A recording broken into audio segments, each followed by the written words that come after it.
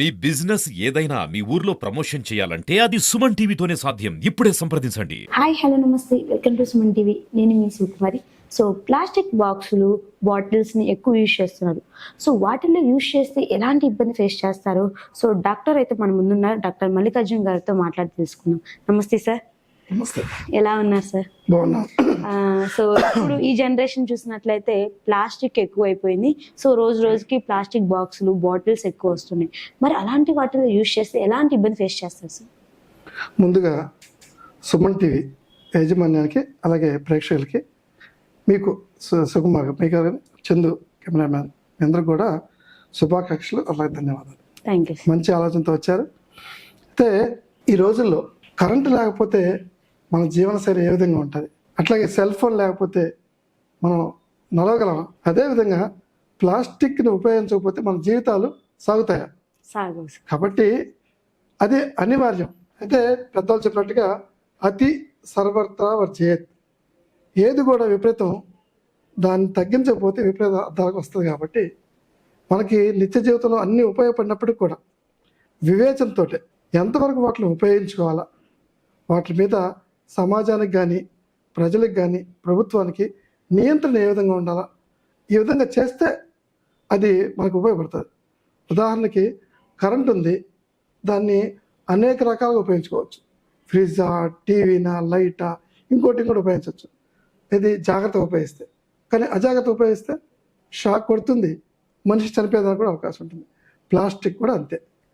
Plastic లేకపోతే ఏ వస్తువు కూడా తయారు కాదు, పెన్తో సహా తయారు కాదు. ఎంతవరకు దీన్ని ఉపయోగించాలి? ఎందుకంటే ప్లాస్టిక్ అనేది ప్రపంచం మొత్తాన్ని, నదులు కావచ్చు, కాలువలు కావచ్చు, మన జీవన శైలిని అంతటా డిస్టర్బ్ చేస్తుంది, మొత్తాన్ని పొల్యూషన్ చేస్తుంది. అట్లాంటి మంచిది కానీ చెడ్డగా ఉపయోగపడుతుంది. కాబట్టి దాన్ని మనం నియంత్రించుకోవాలి. చిన్న ఉదాహరణ చెప్తానమ్మా. మనం రోజు కూరగాయల షాప్కి వెళ్తాం, రోజు ఒక క్యారీ బ్యాగ్ ప్లాస్టిక్ బ్యాగ్ని తీసుకెళ్తే ఎట్టుంటుంది, లేదంటే గుడ్డ సంచిని, పాత రోజుల మంది గుడ్డ సంచి తీసుకెళ్ళాం కదా, గుడ్డ సంచి తీసుకొని వెళ్తే ఎట్టుంటుంది?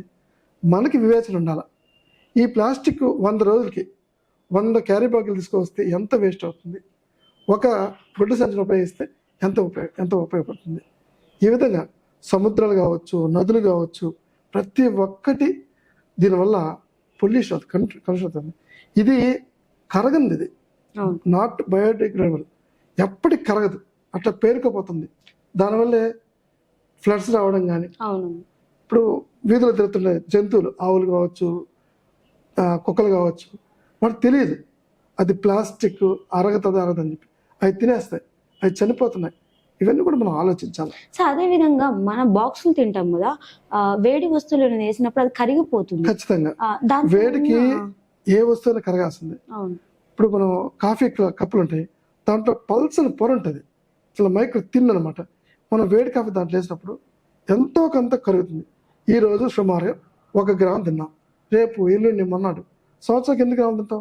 సుమారుగా 1/4 కేజీ పైన తింటాం. ఈ విధంగా చేస్తే దానివల్ల మన శరీరంలో అనేక వ్యర్థాలు పేరుకుపోయి అనేక జీవ రసాయన క్రియలు లోపించి మన ఎదుగుదలకు కానీ, ముఖ్యంగా పురుషుల్లో కావచ్చు, స్త్రీల్లో కావచ్చు, ప్లాస్టిక్ వ్యర్థాల వల్ల వంధ్యత్వం వస్తుంది, అంటే ఇన్ఫెర్టిలిటీ వస్తుంది. ఇది చాలా ప్రమాదకరం. ఎందుకంటే వంధ్యత్వం వస్తే ఈ దేశానికి ఉపయోగపడే మనుషులు ఎక్కడ తయారవుతారు? ఇది మనుషులు మనం సృష్టించలేం కదా. కాబట్టి ప్లాస్టిక్ని వివేచనతో వాడాలా. దీని మీద ప్రభుత్వానికి ఖచ్చితంగా నియంత్రణ ఉండాలా. అప్పుడే ప్రభుత్వం, ప్రజలు అందరం కలిసి దాన్ని ఎట్లా వాడుకోవాలో అట్లా వాడుకొని మనం ముందుకు పోవాల్సి వస్తుంది. కాబట్టి ప్లాస్టిక్ లేనిదే సమాజం లేదు. అయినప్పటికీ వివేచనతో వాడితే మాత్రం చాలా మంచిది. ఓకే. అంటే ఈరోజు చిన్న పిల్లలకు కూడా అదే పెడుతున్నారు ప్లాస్టిక్ లో. సో అంటే లోపల ఒకవేళ పేరుకుపోయినప్పుడు వాళ్ళు ఎలాంటి ఇబ్బంది ఫేస్ చేస్తారు ఆ టైంలో? చూడండి, ఎలా ఉంటాయి అది చెప్పారు కదా, అనేక రకాల క్యాన్సర్లకు కూడా ప్లాస్టిక్ వ్యర్థాలు, వంధ్యత్వం వస్తుంది, ఇన్ఫెర్టిలిటీ వస్తుంది. ఈ విధంగా మనకు తెలిసి కొన్ని అయితే మనకు తెలియకుండా మన జీవన క్రియల్లో చాలా చాలా మార్పులు తెస్తాయి. ఆ మార్పులు అనేక కొత్త రోగాలు వస్తాయి. ఆ రోగం ఏందో తెలుసుకొని అది ఎందుకు వచ్చో తెలిసినప్పుడు మొత్తం సర్వనాశం అయిపోతుంది. కాబట్టి ప్లాస్టిక్ చూడండి, ఏ యాసిడ్లో అయినా ఏ వస్తువుని కరిగిపోద్ది, ప్లాస్టిక్ మాత్రం ఏ యాసిడ్లో కలదు. ఎందుకు సార్? అలాంటి మెటీరియల్ దాంట్లో తయారు చేస్తారు అనమాట. ఓకే. కాబట్టి ఇక్కడ ఆలోచించాలి. ప్లాస్టిక్ కాబట్టి ఇక్కడ ప్లాస్టిక్ కావచ్చు, ఇంకో వస్తువు ఏదైనా కానీ ఖచ్చితంగా అది కొన్ని రోజులు అరిగిపోయేటట్టు తయారు చేయాలి. పెట్రోలియం బై ప్రోడక్ట్స్లో ఉపయోగపడిన పదార్థమే ప్లాస్టిక్.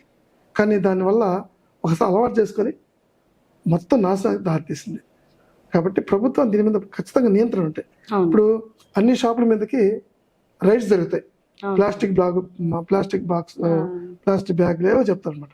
అవి ప్రొడ్యూస్ చేసేదే ఫ్యాక్టరీ వాళ్ళు. అవును. ఫ్యాక్టరీ వాళ్ళ మీద జరగాలి కదా ఫస్ట్. అవును. అవును. ఆ ఫ్యాక్టరీ ప్రొడ్యూస్ చేయకపోతే ఇలాంటి వాడతారు.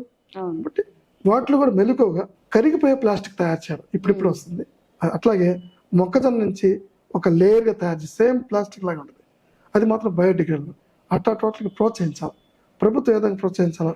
కరెంట్లో కానీ ఎగ్జిక్యూషన్లో కానీ అలాంటి వాళ్ళకి తొందరగా వాళ్ళకి అనుమతులు ఇవ్వడం కానీ అది చేస్తే ఈ వాడకం తగ్గిపోతుంది. అవును. కాబట్టి స్కూళ్ళలో పిల్లలకు చెప్పాలి, టీచర్లు, సమాజంలో మళ్ళీ తెలిసిన వాళ్ళు అందరూ చెప్పాలి. అవును. ప్రభుత్వం కూడా ఈ విధంగా ప్రచారం చేస్తే ప్లాస్టిక్ ఆటోమేటిక్గా అది నిషేధింపబడుతుంది. ఒట్టి నినాదాలతో నిషేధం జరగదు. అవును. మనం వాడుకున్నామంటే నిషేధించబడుతుంది. ఇప్పుడు ఎక్కువ ఆల్టర్నేటివ్గా చూపించాలి మనం. హోటల్స్ లో గానీ, రెస్టారెంట్స్ లో గానీ దేనికి వెళ్ళినా ప్లాస్టిక్ బాక్స్ లో పెట్టేసి ఇచ్చేస్తున్నారు. ఇప్పుడు మనం బఫే తింటాం, అవును. పైన సన్ లేయర్ ఉంటుంది, దాని మీద ఇంకో ప్లాస్టిక్ పేపర్ ఇస్తారు. క్యారీ బ్యాగ్లో అట్లాగే ఏదైనా హోటల్కి వెళ్ళి మనం ప్యాక్ చేయమంటే కూడా అంటే వేస్తాడు. ప్లాస్టిక్ లేకపోతే మనకు జరుగుబాటు లేదు. అవును. కాబట్టి ఆ ప్లాస్టిక్ని ఏ విధంగా వాడాలా, ఆ ప్లాస్టిక్ని ఏ విధంగా మనం వాడాలా అనేది మనకు అవగాహన పెట్టాలి. చిన్నప్పటి నుంచి మన స్కూల్లో నుంచి అవగాహన తెప్పిస్తే ఖచ్చితంగా దాని మీద మంచి నియంత్రణ ఉంటుంది. ఓకే, థ్యాంక్ యూ సార్, ఇంత క్లియర్గా మాకు ఎక్స్ప్లెయిన్ చేసినందుకు. మరి చూసారు కదండి, ప్లాస్టిక్ యూజ్ చేస్తే ఎలాంటి ఇబ్బంది ఫేస్ చేస్తారు అని చెప్పేసి మనం డాక్టర్ మాట్లాడితే అడిగి తెలుసుకుందాం. సో ఇంకెందుకు చూస్తూ ఉండండి మరి వీడియోస్ కోసం మీ సుమన్ టీవీ. కెమెరామెన్ చందుతోనే మీ శివకుమారి.